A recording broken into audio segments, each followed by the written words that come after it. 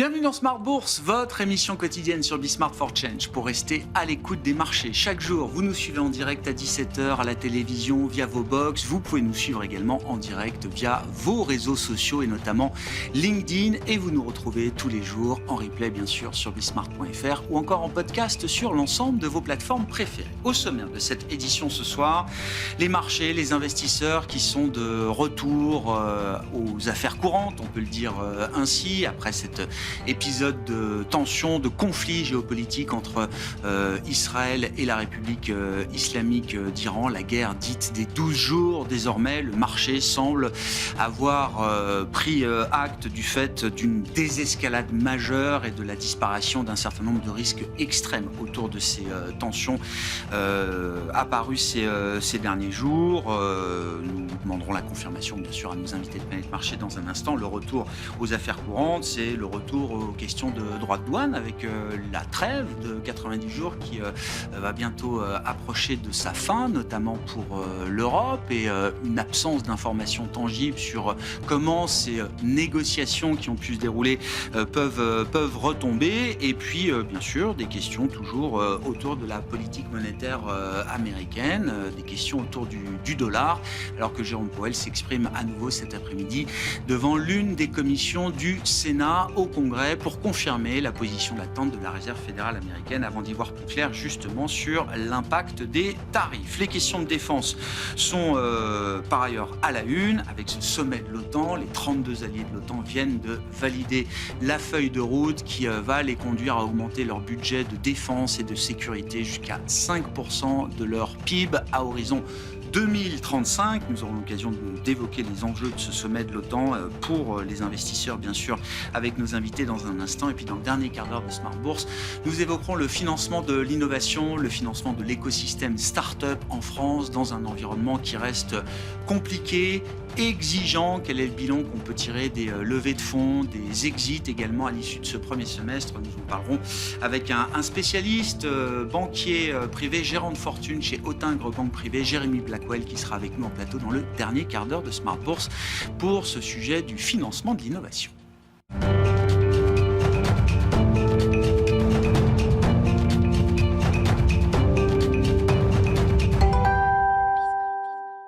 Tendance, mon ami, chaque soir en ouverture de Smart Bourse, nous retrouvons Pauline Gratel qui vous apporte les infos clés du jour sur les marchés. Bonsoir Pauline. Bonsoir. Les indices européens consolident tranquillement aujourd'hui. Oui, le Stoxx 600 et l'Eurostoxx 50 reculent légèrement. En France, le CAC 40 qui a clôturé en hausse de 1% hier avait ouvert dans le vert avant de céder du terrain en début d'après-midi, environ 0,5% et repasse ainsi sous les 7600 points. En tête du CAC, c'est Stellantis qui gagne près de 5% après le relèvement d'objectifs de cours de Jefferies. Enfin, l'indice VIX de la volatilité cède encore 2% sous 18. Aux États-Unis, les indices ouvrent en hausse de 0,5% pour le Nasdaq. Le S&P 500, lui, est à moins de 50 points de son record historique. Ouais, des marchés, effectivement, qui ont vécu hier cette phase de soulagement après l'annonce d'un cessez-le-feu entre Israël et la République islamique d'Iran. Oui, et cette trêve reste fragile, même si selon Donald Trump, elle se passe très bien concernant les frappes de Washington en Iran. D'après les médias américains et selon des documents confidentiels, elle n'aurait retardé le programme nucléaire iranien que de quelques mois. Trump dément et parle d'un retard de plusieurs décennies, d'une destruction totale et indique que les Iraniens ne fabriqueront pas de bombes avant longtemps. Désescalade dans ce conflit au Moyen-Orient. Pour autant, les questions de défense restent à la une puisque Donald Trump, d'ailleurs, est présent, bien sûr, au sommet de l'OTAN en ce moment à La Haye. Oui, le sommet réunit les chefs d'État des 32 pays membres. Les enjeux de ces discussions touchent surtout à la défense. Les États se sont engagés à augmenter les dépenses à 5% du PIB à horizon 2035, notamment pour faire face à la menace russe. Dans ce contexte, des valeurs comme Thales et Dassault Aviation sont en hausse aujourd'hui. Jérôme Powell s'exprime à nouveau devant le Sénat aujourd'hui au Congrès. Oui, hier, le président de la Réserve fédérale indiquait qu'il ne voyait toujours pas d'urgence à baisser les taux, à contre-courant de Donald Trump. Les marchés, eux, continuent de tabler sur 2 baisses cette année, mais pas avant septembre. Les estimations d'une baisse en juillet ont toutefois légèrement augmenté depuis la semaine dernière. Quels sont les équilibres qu'on peut observer d'ailleurs sur les marchés obligataires aujourd'hui, Pauline? Le rendement américain à 10 ans s'établit autour de 4,30% aujourd'hui. Le rendement américain à 2 ans se maintient à ses plus bas de niveau depuis plus d'un mois à 3,80%. Le baril de Brent, qui avait chuté d'une dizaine de pourcents hier, se stabilise autour de 66 $. Sur le marché d'échange, le dollar est stable et l'euro-dollar se traite autour de 1,16. Et puis on reparle du secteur des paiements pour de mauvaises nouvelles qui entourent Worldline, dont le titre s'effondre littéralement aujourd'hui. Oui, de 40% après la publication d'une enquête menée par 21 médias européens l'accusant de transactions douteuses, voire frauduleuses, sur plusieurs milliards d'euros de paiements. Worldline a publié un communiqué et affirme que depuis 2023, les contrôles ont été renforcés. Et puis un mot de FedEx également, dont le titre ouvre en repli de 5% aujourd'hui sur le marché américain. Oui, le groupe a publié hier soir ses résultats, mais c'est plutôt sur les prévisions très prudentes qu'il est sanctionné. Le bénéfice à venir pour le trimestre en cours est attendu inférieur aux attentes du marché. Quel sera le programme à l'agenda de demain sur les marchés pour les investisseurs, Pauline ? Les investisseurs arbitreront les résultats de Micron publiés ce soir après la clôture des marchés. Demain, ceux de Nike sont attendus. Côté macro, on regardera la 3e estimation du PIB américain pour le premier trimestre. Tendance, mon ami, chaque soir en ouverture de Smart Bourse, Pauline Gratel vous apporte les infos clés du jour sur les marchés.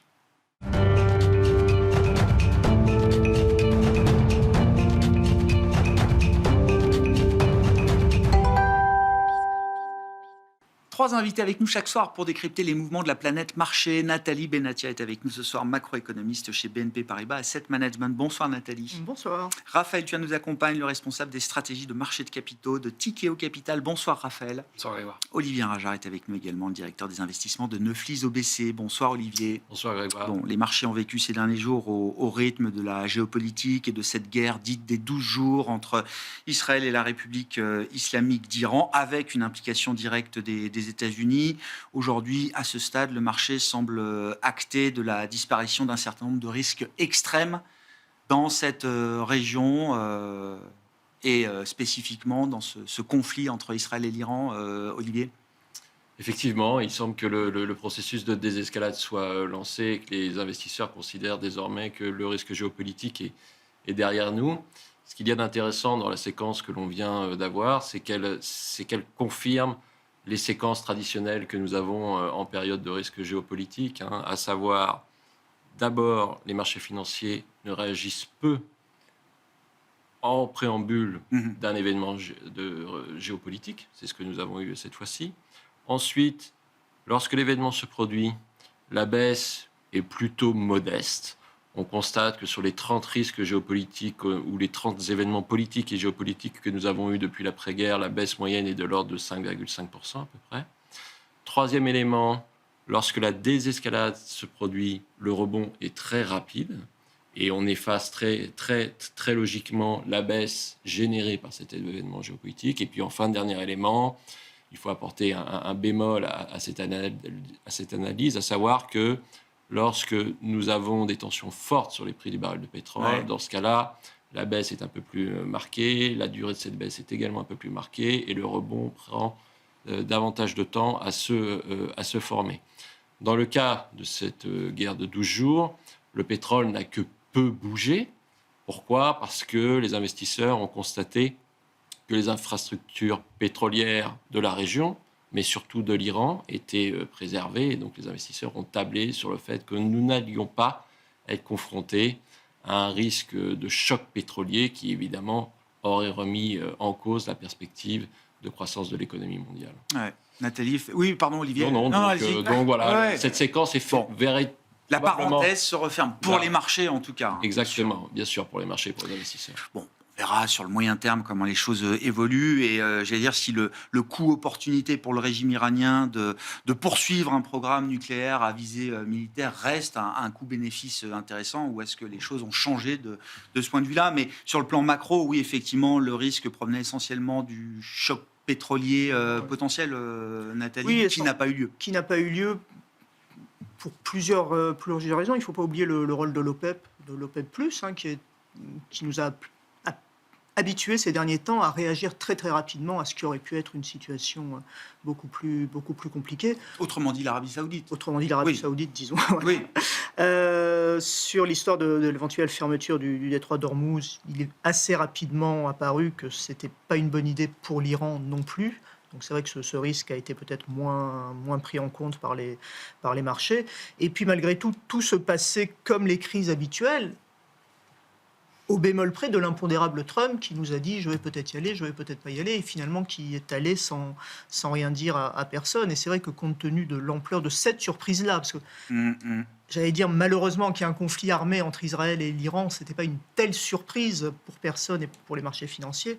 La réaction des États-Unis, avec même un nom pour l'opération, comme aux plus belles heures, voilà, a finalement le marteau de minuit. Finalement, les réactions des marchés ont été relativement modérées. Et puis c'est vrai que tout s'est passé très très vite. Ouais.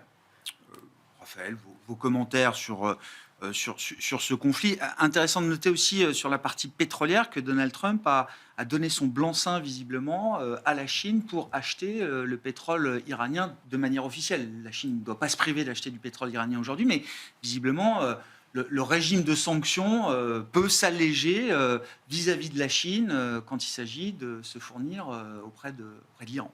Ouais, la partie d'échec continue. Ouais, on a l'impression que ce n'est pas tout à fait la fin de l'histoire. On observe ça avec attention. D'ailleurs, il parle de guerre des 12 jours, référence évidemment à la guerre des 6 jours, qui avait été un changement de régime dans la région. Donc, est-ce qu'on va avoir un changement de régime qui, en ruissellement, pourrait impacter aussi les marchés? C'est à voir. Mais effectivement, on est impressionné de voir à quel point les marchés ont eu cette capacité de résilience et sûrement aussi une forme de mémoire des marchés vis-à-vis de ce qui s'est passé lors du jour de la libération. Peut-être qu'on commence à s'habituer à l'administration Trump, à ces grands effets d'annonce, à cette capacité d'être très pragmatique aussi et de reculer au dernier moment pour éviter le pire.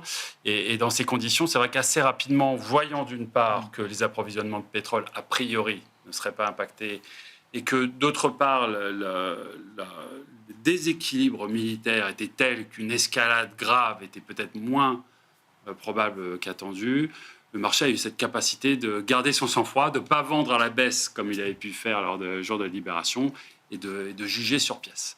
Donc on est impressionné. Maintenant, c'est vrai que le risque géopolitique reste. On parle effectivement de cet échiquier et globalement, il y a probablement une prime de géopolitique à espérer, à attendre des actifs risqués aujourd'hui dans ce contexte. Et puis on va pouvoir se reconcentrer sur les grands sujets qui nous occupent aujourd'hui. C'est vrai que finalement, cette thématique géopolitique sur cette séquence-là, elle avait été presque anecdotique.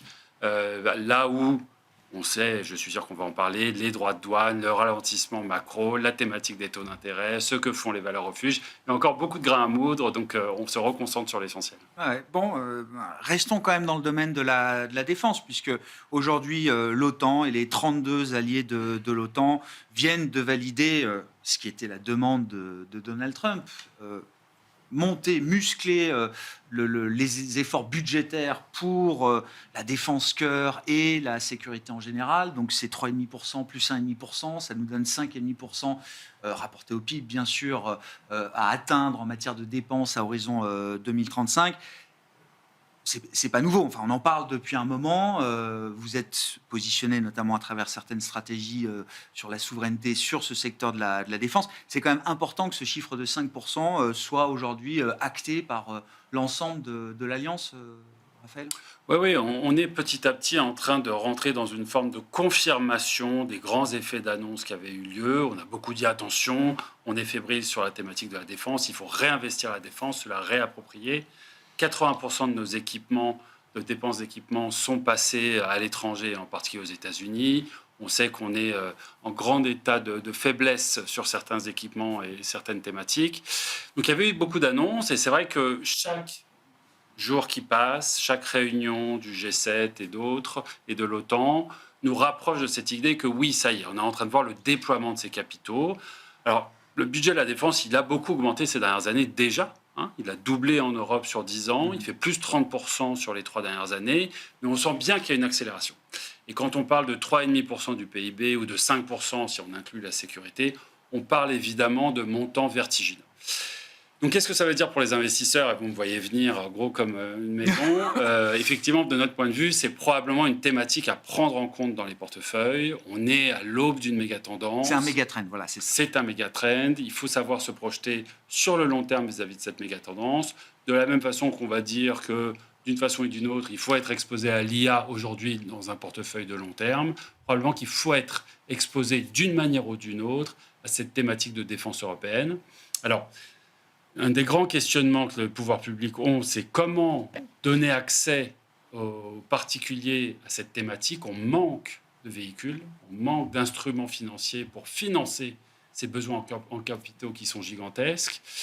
Donc effectivement, ça va être aussi une thématique. Vous savez qu'on a lancé un fonds de private equity cette semaine dédié à la clientèle particulière qui co-investit avec nous sur des entreprises de défense et de cyber, un fonds de souveraineté sur les actions listées. Voilà, on doit avoir une multiplication de ces efforts-là pour accompagner cet effort public de défense à travers le financement de toute la chaîne de valeur. Mais ça veut dire que le constat que vous faites, c'est sans l'épargne privée, tout ce qu'on raconte là, ça ne verra jamais le jour.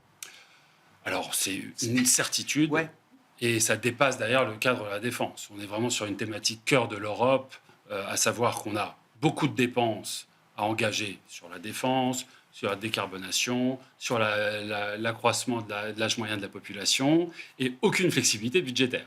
Donc cet argent, il va falloir le trouver. Et c'est vrai qu'en Europe, globalement, les particuliers sont peu investis. C'est un constat qu'on fait depuis des décennies.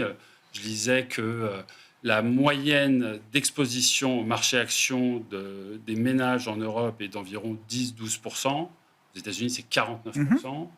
Qu'en Europe, il y a beaucoup d'épargne disponible, 33 000 milliards d'épargne disponible, 30% étant cash ou quasi-cash. Donc c'est gigantesque, c'est 2 fois plus que ce qu'on voit aux États-Unis. C'est vraiment ça l'enjeu, réussir à mobiliser l'épargne des Européens pour financer ces grands enjeux nationaux et européens, parce qu'effectivement, l'argent public sera limité. Une question un peu peut-être triviale, mais le thème de la défense en private equity, ça se vend comment en particulier? Enfin, je veux dire, le thème n'est pas un thème qui rebute le particulier. Alors, au contraire, c'est le début de l'approche. Mais effectivement, la défense, c'est finalement un segment qui est très fragmenté. On a des très grands donneurs d'ordre, beaucoup d'ailleurs français, qui sont effectivement en haut de la chaîne de valeur. Mais ensuite, cette chaîne de valeur, elle est très fragmentée. Elle est composée de petites et moyennes entreprises, pour la plupart non cotées, bien sûr, qui vont produire pour l'une un tel ventilateur pour le Rafale, pour l'autre telle pièce spécifique pour un autre équipement militaire. Et donc cette chaîne de valeur qui est clairement le pilier indispensable de ces grands donneurs d'ordre pour pouvoir fonctionner, elle a besoin de capital. Donc aller effectivement à acheter en bourse Safran et Thales, c'est une très bonne chose, mais il y a aussi cette nécessité d'adresser de la chaîne de valeur en dessous. Et c'est vrai qu'aujourd'hui, comment le faire avec l'argent privé? C'est à travers des stratégies de private equity et cette volonté qu'ont le gouvernement et les gouvernements de donner davantage accès à cette classe d'actifs aux particuliers. Bon, il y a effectivement la capacité à mobiliser l'épargne des Européens sur ces sujets. Il y a aussi peut-être la capacité de l'Europe à mettre en place des financements communs pour des projets dédiés à la défense et à la sécurité.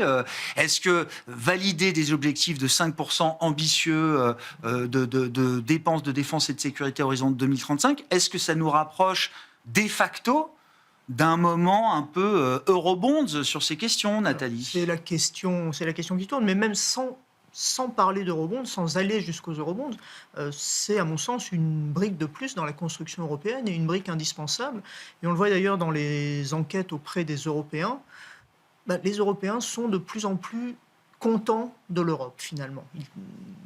Après beaucoup d'années, beaucoup de décennies, c'est une tendance qui se dessine très clairement. Et typiquement, le thème de la défense ou de la souveraineté plus largement, même si ça reste à définir, c'est un thème qui séduit les Européens, qui séduit les investisseurs particuliers. Et donc, c'est véritablement un plan, un pas important à franchir. Ça résonne positivement. C'était un peu le sens de ma question à Raphaël. Pour des clients privés, des particuliers, c'est un thème qui résonne positivement aujourd'hui. C'est un thème qui résonne positivement. Et au-delà, on parlait de méga-trend, évidemment, ce sont des dépenses qui vont se faire sur des décennies, avec l'idée également, mais là on va voir si la construction européenne est bien au rendez-vous, puisqu'on sait que l'Espagne traîne un peu les pieds et a obtenu d'ailleurs une forme d'exemption. Voilà, une forme d'exemption. Si on regarde des graphiques très simples, les investissements en défense pour le moment, en gros, on a la zone euro, la France et l'Allemagne à 2%. l'Italie, l'Espagne en dessous, et puis on a des gens qui sont un peu plus concernés par les conflits qui ont pu se passer et qui malheureusement se passent toujours plus à l'Est, qui évidemment ont musclé d'ores et déjà leurs dépenses. Donc c'est vraiment un thème très très important, et effectivement, à un moment ou à un autre, la question des eurobonds sur ces thèmes va se poser. Oui, ça fait partie forcément des solutions qui devront être explorées peut-être à un moment. Olivier, sur ce thème de la défense, de la sécurité, qui est un thème aujourd'hui très, très européen, il faut le dire. Je pense que le thème de la défense, il résonne avec deux questions. Celle qui a été évoquée, à savoir la restauration de la compétitivité européenne, et l'autre thème qui est la surperformance potentielle des marchés européens à long terme, compte tenu de cette restauration de la compétitivité européenne. Sur le premier point, si jamais ce ReArm Europe se met effectivement en place, ça sera un très bon signal selon lequel l'Europe est en train de se renforcer et est en train de suivre la feuille de route qui a été définie ou expliquée dans le rapport Draghi, puis endossée par la Commission européenne. Je rappelle ces 3 piliers, fermer le gap d'innovation, poursuivre la feuille de route de décarbonation et réduire les dépendances excessives et renforcer la sécurité. Donc ça serait un très bon signal, et ça validerait potentiellement un re-rating des actifs européens, et ça poserait logiquement la question de la place des actifs européens dans des allocations d'actifs après 10 années ou 15 années de surperformance des actions américaines. Donc à suivre. Oui. C'est un thème structurant, effectivement, pour le retour des investisseurs en Europe. Tout à fait. Ouais. Bon, ça nous amène à parler peut-être de l'euro. Et en miroir du dollar. Non, mais l'euro à 1,16, qu'est-ce que ça reflète à l'issue de ce premier semestre, Olivier? Est-ce que c'est une bonne nouvelle pour l'Europe? Et est-ce que ça commence à être un sujet qui peut aussi tourner en vent contraire à un moment? Alors, c'est désinflationniste, c'est bon pour la Banque Centrale Européenne, mais est-ce qu'on commence à atteindre des seuils qui peuvent perturber d'autres équilibres du point de vue des entreprises, par exemple? J'ai l'impression qu'on n'est jamais content avec lui. Parce que quand il est trop faible, on dit il est trop faible, ça va nous poser un problème. Et quand il est trop fort, on va chercher Tout dépend de la raison pour laquelle il monte. Exactement. Ouais. Donc je pense que l'euro... Le taux de change, parce que le dollar baisse, on en parlera, mais voilà. Le taux de change effectif de l'euro, donc pondéré avec les principaux partenaires commerciaux, lui est au sommet, ou quasiment. Je pense qu'il y a deux drivers. Le premier driver vient, si on se concentre sur l'euro-dollar, de la faiblesse du dollar, qui s'explique par la politique de l'administration Trump et sa volonté de faire baisser le dollar. Et en face de ça, on a des signes d'une restauration de la compétitivité de l'européenne qui se sont manifestés de deux manières au premier semestre, ReArm Europe et l'Allemagne. L'Allemagne qui a annoncé quand même un méga plan de relance sur les infrastructures, plus la possibilité de faire des dépenses massives en défense, qui change quand même la donne pour la première économie de la zone euro et qui ouvre la possibilité que cette zone euro se porte mieux au cours des prochaines années. D'où ce renforcement. Ensuite, quand on regarde le mouvement de l'euro contre le dollar, on va dire sur les 20 dernières années, ce que l'on constate, c'est qu'on a deux types de mouvements. On a le mouvement cyclique, où l'euro se renforce, le dollar s'affaiblit sur des périodes qui durent de 12 à 36 mois à peu près. On a eu deux mouvements d'une amplitude de l'ordre de 15 à 18% en 2016-2018 et en 2020-2021. Ouais. Et on est à peu près dans ce type de mouvement aujourd'hui, donc c'est un mouvement qui est assez naturel. Et puis ensuite, on a un deuxième type de mouvement où le mouvement de renforcement de l'euro et d'affaiblissement du dollar est beaucoup plus structurel et peut s'étaler sur plusieurs années, à l'image de ce qu'on a eu entre, par exemple, 2002 et 2006-2007, où on avait eu un euro-dollar à 1,60. Ouais. On n'en est pas là, pour l'instant, sur ce deuxième mouvement. On n'est que dans le premier mouvement. D'accord. C'est la raison pour laquelle on considère qu'au cours du second semestre, cet euro-dollar va probablement se stabiliser autour de ces niveaux. Par contre, à moyen terme, cette question d'un affaiblissement structurel du dollar est une question que les investisseurs vont très sérieusement considérer. Et qui dépendra de quoi ? et qui dépendra de beaucoup de choses, mais qui dépendra d'abord probablement de la capacité de l'Europe à délivrer ce qu'elle doit délivrer, donc restaurer sa compétitivité, et d'une dynamique de fragmentation géoéconomique en fait qui pénalise in fine tous les actifs américains. Si cette dynamique de fragmentation géoéconomique qui semble se dessiner, qui a plusieurs piliers politiques, économiques, technologiques et financiers, se confirme et s'amplifie, on aura probablement des investisseurs internationaux qui seront moins acheteurs de dollars, et donc des problématiques potentielles de financement américain plus important qui justifierait que le dollar glisse tranquillement au cours de ces prochaines années. Ouais. Mais on est dans la phase cyclique de dépréciation. Il nous semble qu'on est aujourd'hui dans la phase uniquement cyclique. Est-ce que c'est l'analyse que vous faites aussi, Nathalie, et partant d'une baisse du dollar, de l'ordre de 10%, effectivement, depuis le début de l'année, qu'est-ce qui pourrait continuer de faire baisser le dollar ? La situation fiscale semble établie. La loi n'a pas été votée, mais on sait que le déficit va quand même rester élevé. On s'est réhabitué à Donald Trump au cours de ces 6 premiers mois de l'année. Est-ce qu'il y a encore des catalyseurs à la baisse sur le dollar ? Avec quand même un écart de taux d'intérêt majeur désormais entre les États-Unis et l'Europe, qui est censé servir à un moment de corde de rappel. Alors, sur l'écart de taux d'intérêt, on suit l'impact des nouvelles macroéconomiques sur le dollar, et pour le moment, il semble que ça se soit pris en compte dans les cours. À voir si cet indicateur est tout à fait valable, mais en tout cas, il est construit à peu près proprement. Alors, ça veut dire quoi ? Ça veut dire que le niveau du dollar aujourd'hui tient compte, intègre ce différentiel de taux. Tiendrait compte de ce différentiel de taux. Mais ça aussi, ça peut changer rapidement. Alors effectivement, on est plutôt dans un mouvement cyclique. J'ai l'impression, malgré tout, même si on parle de la parité euro-dollar, essentiellement dans un mouvement dollar. Les considérations sur la compétitivité sont tout à fait justes. Je ne suis pas persuadé qu'elles aient été prises en compte ces derniers mois. Et si on regarde le taux de change effectif réel du dollar, il reste survalorisé en fait. Donc à long terme, on a toute bonne raison de penser que le dollar va continuer à baisser. Alors après, à long terme, c'est quel horizon et quel sera le déclencheur ? Je ne sais pas, peut-être qu'on va reprendre l'habitude de regarder les fameux déficits jumeaux. Après tout, ça fait très très longtemps qu'on ne les regarde pas, c'est-à-dire le déficit budgétaire et le déficit de la balance commerciale. Après, on l'a vu, moi ce qui m'a frappé, c'est qu'on écrivait tous fin de l'exceptionnalisme américain, baisse du dollar, et puis effectivement, quand il y a eu un accro géopolitique, le dollar s'est renforcé. Donc il y a toujours un peu des esprits animaux qui tournent derrière pour compliquer la chose. Mais oui, à moyen long terme, on peut raisonnablement être baissier dollar avec de bons arguments. Après, n'oublions pas le facteur Trump qui un jour se réveillera peut-être en trouvant que le dollar est trop bas parce que quelqu'un lui aura dit que le dollar est très bas.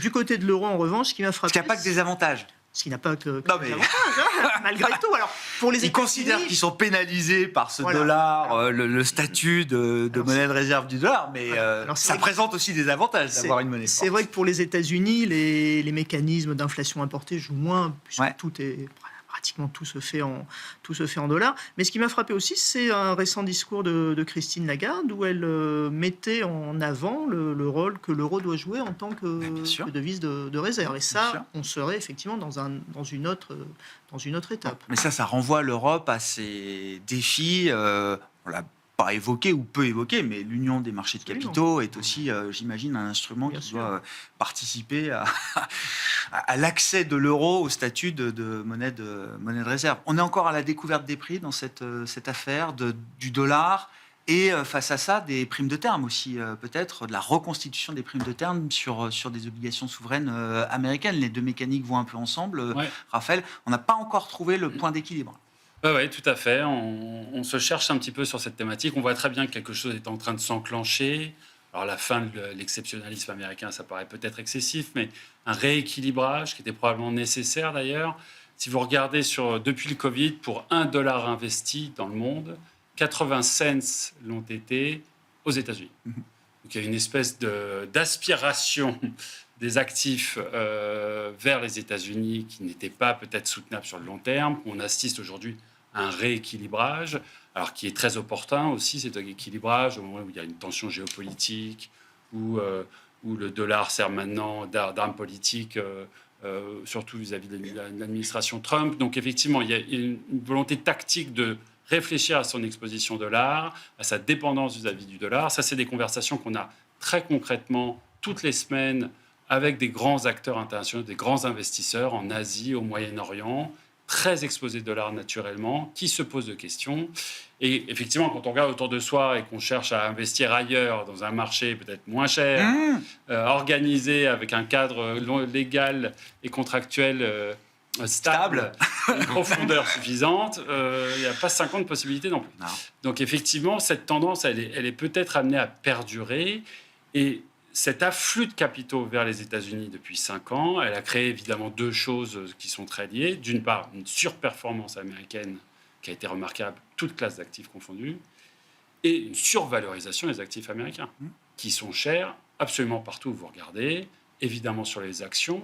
Le prime US est la plus élevée historique en relatif à l'Europe. Sur le crédit, où pour la première fois depuis 15 ans, les primes de risque crédit aux US sont plus serrées que les primes de risque en Europe. Ce n'est jamais arrivé avant, ça fait maintenant quelques mois que c'est le cas. Parce que la qualité du crédit américain est moins bonne que la qualité du crédit européen, c'est ça, historiquement. En termes de levier, en termes de rating, de couverture d'intérêt, c'est un marché qui est de moins bonne qualité structurellement. Et puis peut-être aussi sur le dollar, qui était peut-être effectivement artificiellement trop cher. Et donc, on est dans un mécanisme de réajustement. Est-ce qu'on va avoir un effet balancier contraire qui va nous emmener à un excès d'allocation sur l'Europe? On n'en est pas là.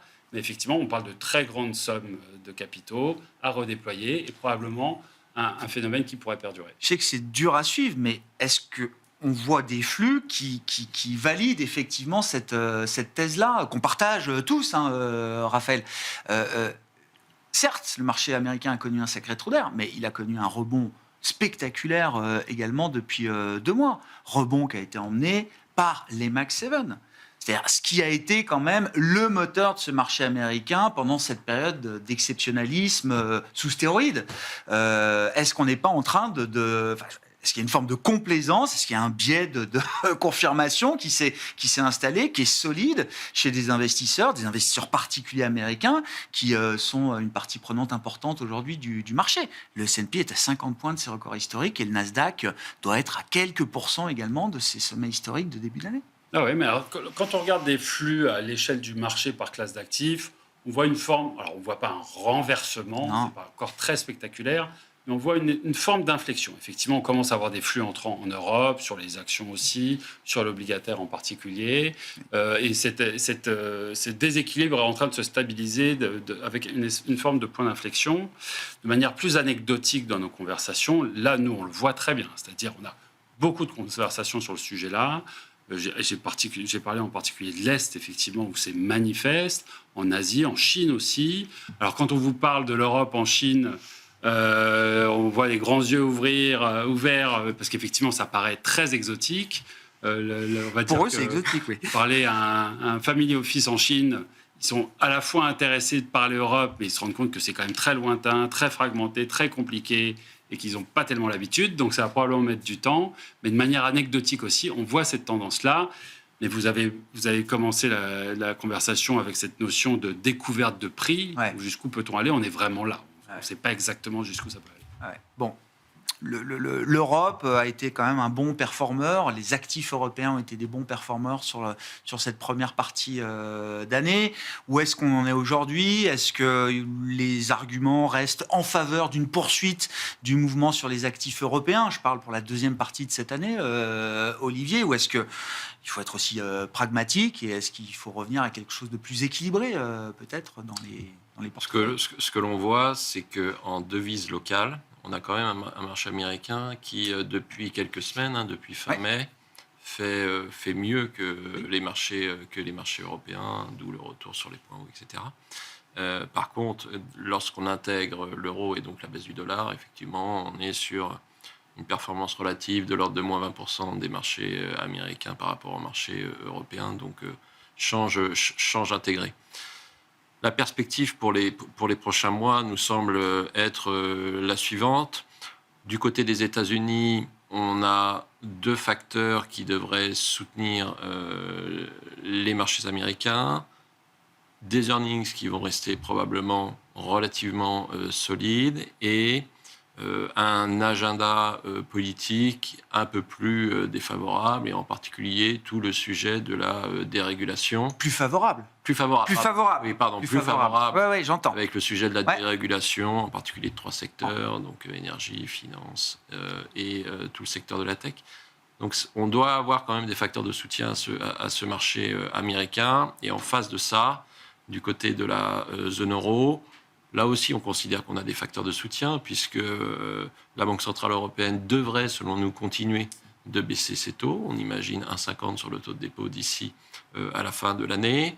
Les grandes annonces budgétaires, les grands plans vont commencer à avoir une matérialité, donc soutenir la croissance économique européenne en 2026, et donc la croissance des résultats des entreprises qui est attendue en forte hausse l'année prochaine. Quand on regarde les analystes, on est sur des attentes de progression de bénéfices supérieures à 10% l'année prochaine. Donc quand on regarde les deux, on se dit... Tout n'est pas totalement intégré, de part et d'autre de l'Atlantique. Tout n'est pas totalement intégré, et donc c'est la raison pour laquelle, pour notre part, en allocation régionale, on avait augmenté l'Europe au premier trimestre, réduit les États-Unis, et aujourd'hui on reste relativement équilibré entre les deux zones, et on n'imagine pas nécessairement faire de mouvements au cours des prochaines semaines, des prochains mois. Après, au-delà, pour nous, la question qui se pose de manière plus stratégique est de savoir si on croit à cette restauration de la compétitivité européenne, et on croit à la fin de l'exceptionnalisme américain, fin toute relative. Oui, oui. Et si c'est le cas, dans ce cas-là, il faudra aller plus loin. Il faudra aller plus loin sur la pondération des actifs européens dans les allocations. Mais je reviens sur les perspectives bénéficiaires, notamment pour les entreprises américaines. À l'issue de Liberation Day du premier trimestre, les révisions n'ont pas été si fortes, à la baisse, j'entends, n'ont pas été si majeures que ça. À considérer que même avec un péage moyen aux États-Unis qui pourrait tomber autour de, je sais pas, 15%, alors je me tourne vers vous, Nathalie, l'économiste, mais les droits de douane moyens pourraient tomber autour de... Oui, c'est vous avez quel chiffre? 16%. Ouais. 16%. Bon, ben voilà, j'ai entendu 17% à midi, 16%, 15% aujourd'hui.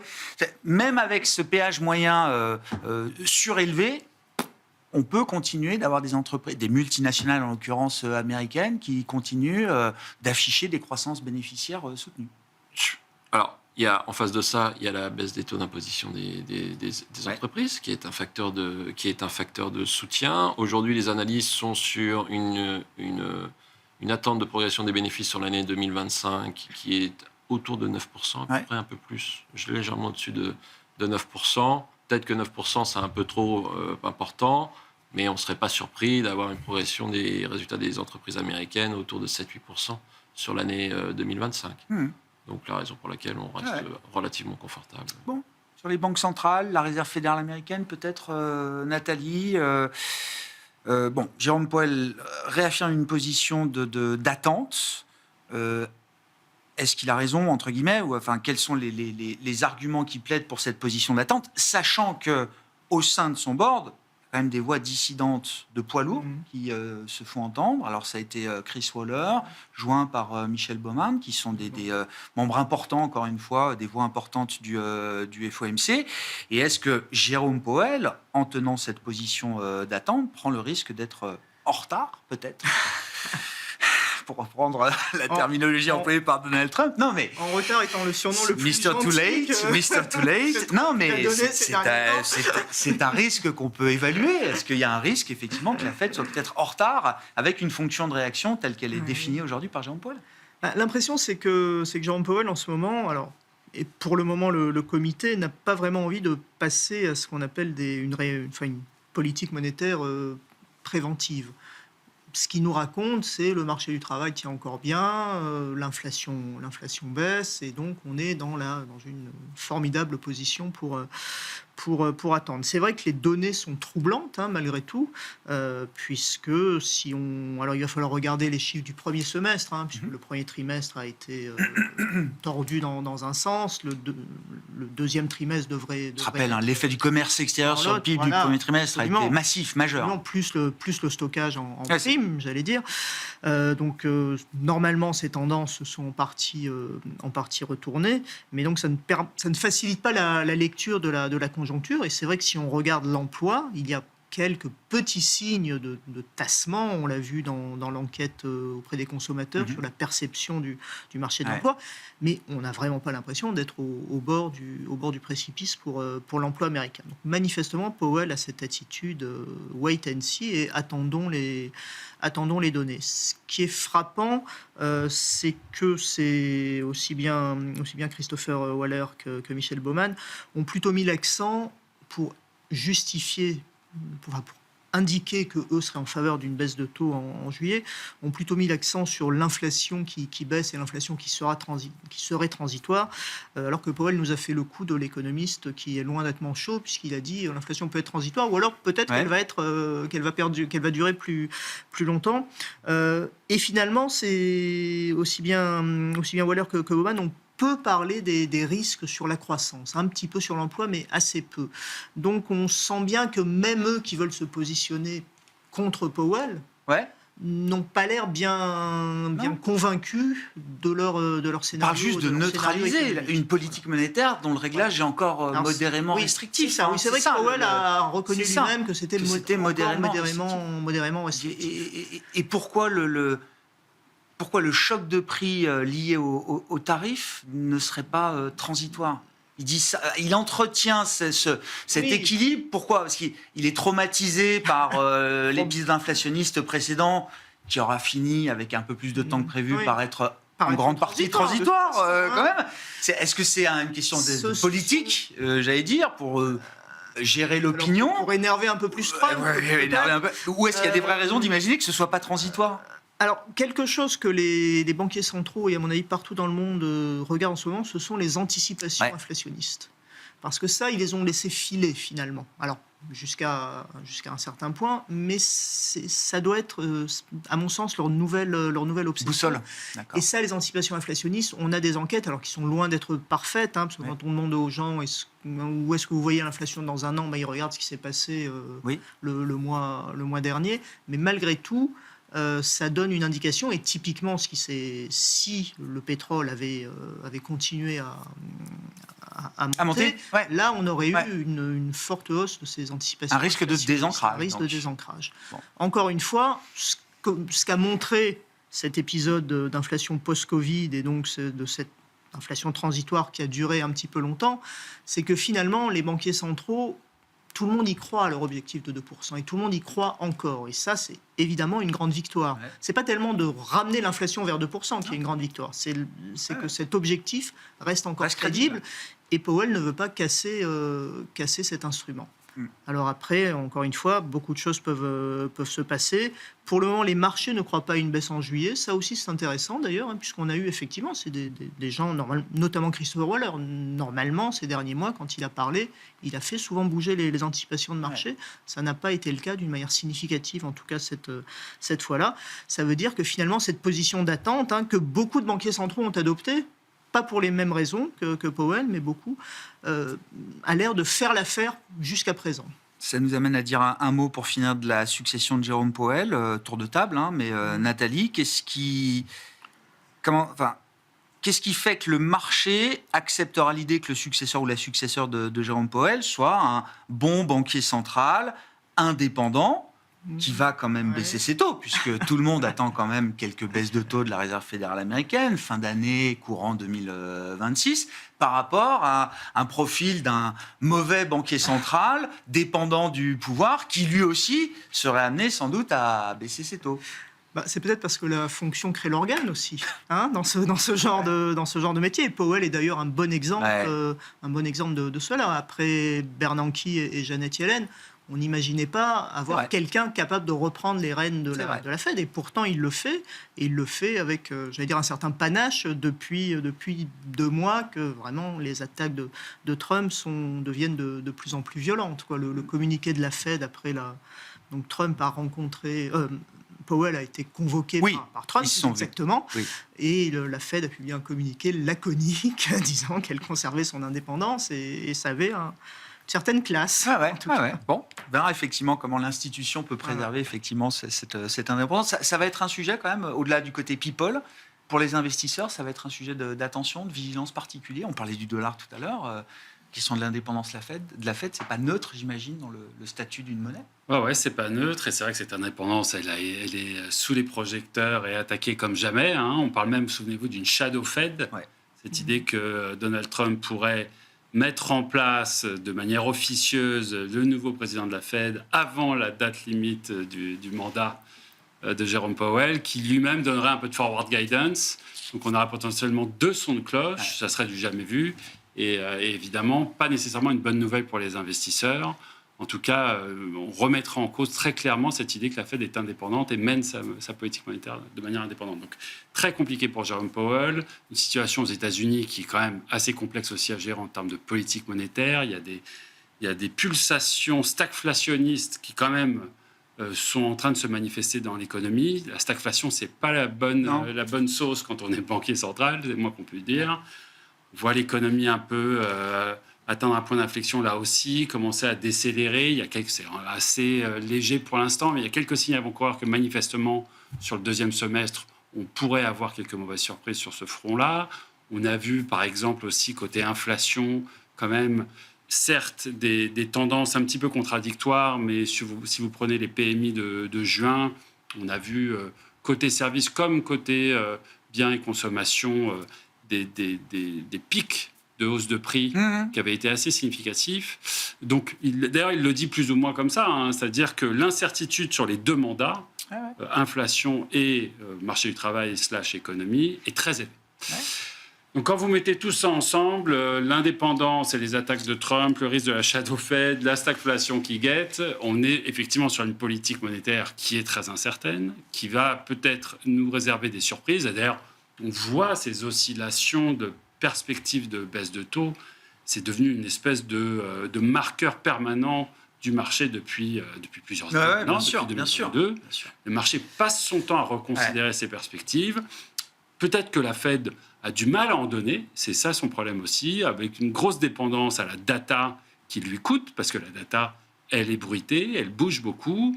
Et donc, il a été d'une part excellent dans sa capacité à remettre un petit peu l'inflation dans son lit et à faire fi des pressions extérieures. On reste quand même sur une équation qui est très nébuleuse et qui risque encore une fois de faire bouger les marchés. Merci beaucoup. On s'arrêtera là pour ce soir. Merci pour votre participation. Nathalie Benatia, BNP Paribas Asset Management, Raphaël Thuin, Tikeo Capital et Olivier Ringard. Neuflis OBC étaient les invités de Planète Marché ce soir.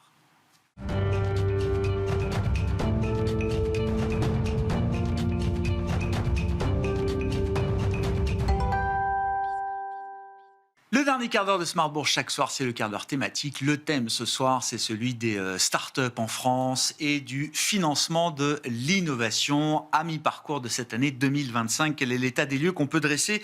Nous en parlons avec Jérémy Blackwell qui est à mes côtés en plateau. Bonjour Jérémy. Bonjour Grégoire. Merci d'être avec nous. Directeur et gérant de fortune chez Autingre Banque Privée. Vous suivez de près cet écosystème de l'innovation et des startups françaises. Vous êtes vous-même impliqué directement en tant que business angel dans le financement de l'innovation. Jérémy, je voulais que vous nous apportiez quelques éléments de contexte. On termine ce premier semestre, c'est toujours intéressant à mi-parcours d'une année de se poser, de dresser un état des lieux. On sait, avec la remontée des taux depuis 2-3 ans maintenant, que l'environnement de financement de l'innovation est beaucoup plus compliqué, ou je dirais beaucoup plus exigeant. Est-ce qu'on est encore dans ce phénomène-là? Est-ce que c'est encore ce qui a marqué, notamment l'activité de levée de fonds et de financement au cours de ce premier semestre? Oui, alors tout à fait, on va pas se mentir, c'est assez compliqué pour les levées de fonds en ce moment. Alors, j'ai pas les chiffres encore du premier semestre qui vont bientôt arriver. Mais Il manque le T2, c'est ça? Voilà, il manque le T2. D'accord. Bon. Mais pour le premier trimestre, c'est un peu la même tendance. On observe des levées de fonds VC de 1,4 milliard d'euros. Ouais. Donc, c'est 20% de moins à peu près que l'an dernier, qui était déjà en baisse. Et surtout, on revient au niveau de 2020. D'accord. Un bon retour en arrière. Avec des différences assez marquantes. Tout ce qui est deep tech a explosé, plus de 2400%. Pas mal de boîtes IA deep tech aussi, ou défense deep tech. Et pour les autres, on a tout ce qui est green tech, qui sont toujours deuxièmes, mais en forte baisse. Tout ce qui est logiciel, qui arrive à peu près à s'en sortir. Donc on voit par secteur des différences assez importantes. J'entends. Et par typologie, par maturité d'investissement, on voit qu'en gros, tout ce qui est seed, pré-seed, c'est moins 50%. Et tout ce qui est late stage, c'est carrément moins 90%. Waouh. Vraiment pas de financement pour les licornes. Ah ouais, bien sûr. Ouais. C'est une normalisation après, effectivement. Alors, une paire et un peu plus, une paire d'années qui auront été exceptionnelles de ce point de vue-là. Post-Covid, j'entends, Jérémy, ou est-ce que c'est un peu plus qu'une normalisation, là C'est un peu les deux. Il y a effectivement un effet de normalisation. D'ailleurs, la France reste quand même 3e en Europe. On perd une place. Il y a l'Allemagne et toujours les UK qui sont premiers. Mais bon, on reste quand même dans le podium. Il y a un effet de normalisation, c'est sûr. Il y a les taux. Et il y a aussi le fait que les valorisations étaient quand même très élevées. Donc maintenant, il y a autant de tours, si ce n'est plus, mais à des valeurs moindres. Ouais. C'est un marché qui s'est polarisé, c'est ça. Enfin, qui arrive à lever de l'argent aujourd'hui? Alors, ça dépend du secteur, de la technologie sur laquelle on est positionné, j'imagine. Ça dépend quoi de la phase de risque ou de dérisquage dans laquelle on se trouve également. Qui sont ceux qui arrivent à lever de l'argent dans les conditions de marché actuelles, Jérémy? Dans les belles levées qu'on a pu voir en France, par exemple, au premier trimestre, on peut parler de Loft Orbital, qui a fait une levée de 170 millions d'euros. En fait, ils ont, un petit peu comme avec le cloud, ils ont créé un business model où ils partagent en fait un satellite divisé donc entre plusieurs clients. Du coup, ça divise pas mal les coûts, les charges d'exploitation. Et c'est un business model qui n'existait pas, qui est assez prometteur. On peut parler aussi en France, dans le quantique, par exemple, de Alice et Bob, qui a fait une levée de 100 millions d'euros pour essayer de créer un ordinateur quantique sans problème d'ici 2030, ce qui est un pari ambitieux. Ils le disent eux-mêmes. Oui. Mais un beau pari. Il y a eu des grosses levées aussi, par exemple en Allemagne, Helsinki a levé 600 millions d'euros, une sorte de petit Palantir un peu dans l'IA militaire qui fait aussi des drones. Ce type de boîte qui arrive à faire des très belles levées. Et après, par rapport à la question qui est-ce qui arrive à lever des fonds en ce moment, donc oui, évidemment, c'est sûr que être sur un secteur porteur, comme robotique, New Space, quantique, bien sûr, ça aide beaucoup. Après, ça n'a pas changé, c'est vraiment surtout par rapport à l'équipe, des équipes ambitieuses, complémentaires. Et là, il y a eu un vrai changement de paradigme par rapport à il y a encore 2-3 ans. C'est que maintenant, les VC vont quand même regarder, même en early stage, souvent quand même un peu de traction, plus qu'avant en tout cas, et surtout regarder qu'il y a un business model vraiment périn, avec une trajectoire vers la rentabilité. Pas forcément rentable maintenant, mais on puisse dire, dans 3 ans, ça sera rentable. Mais avoir une perspective. Voilà. Avoir une perspective de break-even, d'équilibre, de rentabilité dans le modèle économique. C'est ça. Oui, c'est assez nouveau dans cet écosystème. On parle de venture capital, des gens qui partent à l'aventure, justement, pour accompagner des entreprises. Se pose également la question des sorties. Alors, des sorties boursières, j'en ai pas vu beaucoup, ça, c'est sûr. On avait encore des reports aujourd'hui d'IPO sur le marché allemand, pas du tout dans le secteur de la tech, c'est dans les pièces détachées automobiles, mais le marché est peut-être pas, marché boursier, peut-être pas la bonne voie de sortie aujourd'hui pour des investisseurs en capital risque.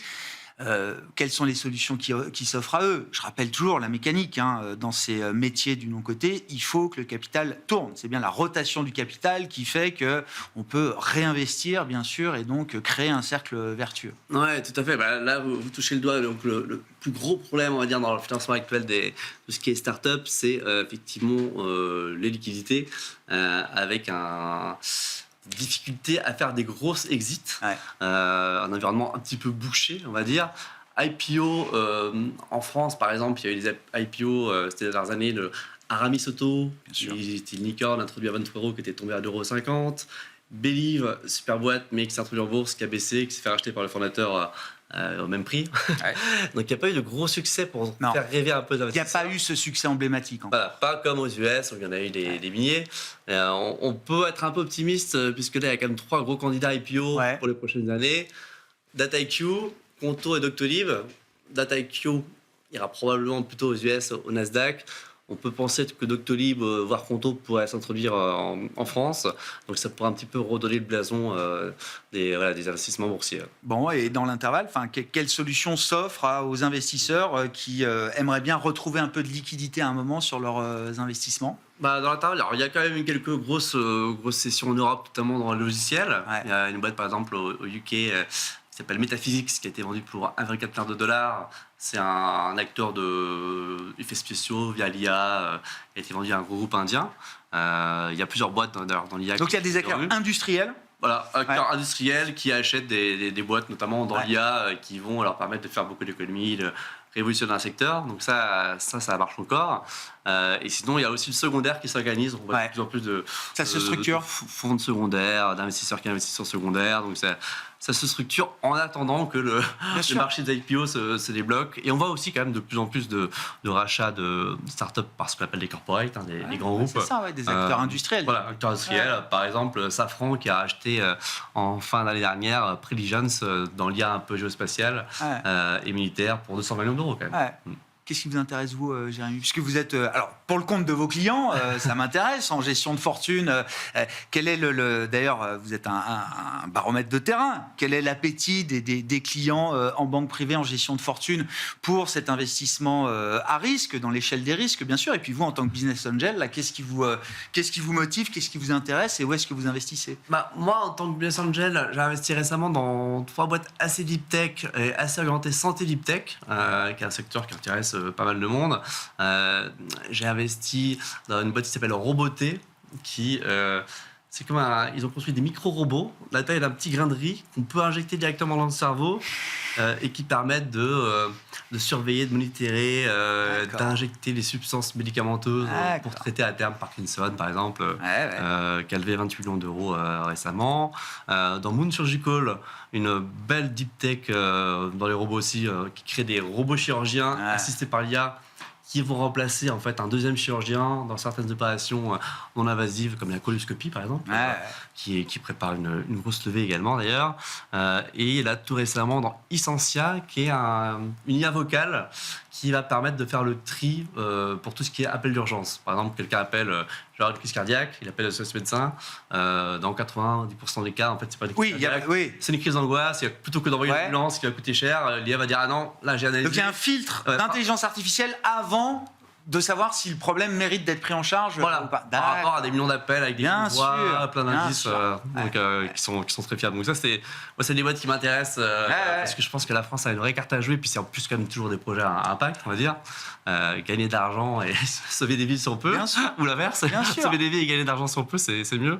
Et après, mes clients sont pas mal intéressés aussi par tout ce qui est militaire, deep tech, militaire notamment. Et là, on va d'ailleurs proposer un fonds deep tech défense, souveraineté.